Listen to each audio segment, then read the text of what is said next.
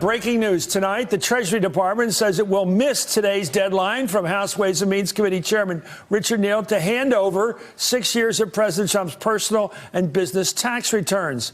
In a letter to Chairman Neal released just moments ago, Treasury Secretary Steve Mnuchin wrote, "The committee's request raises serious issues concerning the constitutional scope of congressional investigative authority, the legitimacy of the asserted legislative purpose, and the constitutional rights of American citizens. The legal implications of the request could affect protections for all Americans against politically motivated disclosures of personal tax information, regardless of which party's in power." This morning, President Trump repeated his own refusal to release his returns using his well-worn alibi.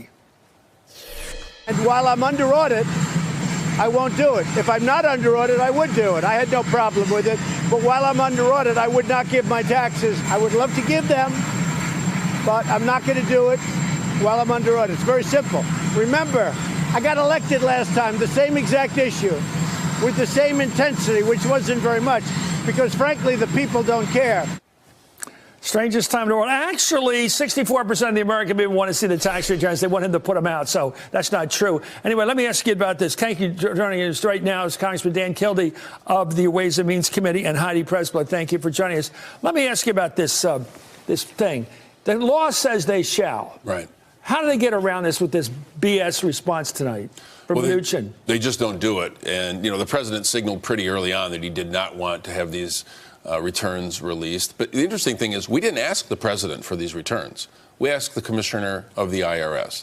And it's our position that there's real clarity on this, that the commissioner is duty-bound to follow the law. He swore an oath to uphold the laws of the United States and its Constitution. Section 6103 of the tax code is one of those laws. It says he shall furnish them. And it's not up to the executive branch or anybody in it to determine for the legislative branch what they consider to be a legitimate subject of legislative inquiry. We are looking at the question as to whether or not the IRS is properly enforcing laws, tax laws on the President of the United States and trying to determine whether we need to take action to ensure that they do. This is a legitimate legislative inquiry. Now, there are other reasons that we'd like to see President Trump's returns, but this is a specific and clear inquiry that is intended to inform the committee on its work. What's your next step? They said no. Well, we'll see. I think Chairman Neal is really driving this, and I have a lot of faith in him that he's doing this right. He's been very deliberate about it. So I think the next step is to, you know, speak to our counsel and make a decision about what we'll do. But I will assure you of this, and everybody, we're not going to say, oh, okay. We're going to continue to assert this position, and we're going to use every legal avenue available to us. Heidi, I keep waiting for a reckoning. I keep waiting for somebody issue to get to the Supreme Court and have them decide that this president can do anything he wants, because it seems like that's where we're headed. Either we have a dictator or we have a constitutional system or not. Mick Mulvaney foreshadowed all of this weekend when he told us, you, the American people, will never see these tax returns. And that is code for the president is willing to take this all the way to the mat, possibly all the way to the Supreme Court. So the congressman and I were talking about this before. This could really take a long time to play out, but that may be exactly where it's headed, because the Democrats are not showing that they're going to cave in on this. And the White House is giving every indication that they are not going to cave in on this. You had Mulvaney's comments. We know, Chris, that lawyers at the Treasury Department and the White House General Counsel were in touch in anticipation of this, even before the formal request came through. And so what this looks like is just an attempt to stall the inevitable, which is that they're going to say no, they're going to give a denial, and then challenge you all to take them to court. And this is really a problem, because the fact that there was dialogue between the White House and Treasury, but even before this request came in, elevates some of our concern that the White House is trying to influence the Treasury Department and specifically the IRS when it comes to any question involving Donald Trump.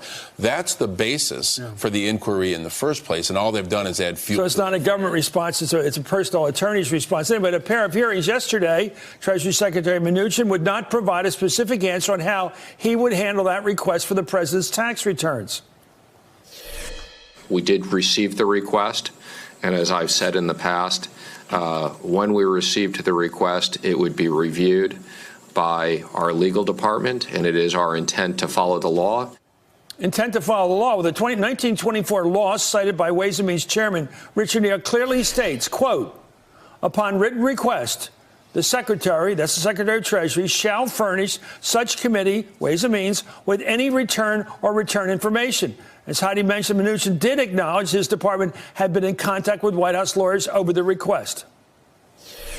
Our legal department has had conversations prior to receiving the letter with the White House General Counsel. And did they brief you as to the contents of that communication? They have not briefed me to the contents of that communication. I believe that was purely informational. You believe what was purely? I believe that the communication between our legal department and the White House General Counsel was informational. Well, at a separate hearing later in the day yesterday, Mnuchin said his department was not taking direction from the White House.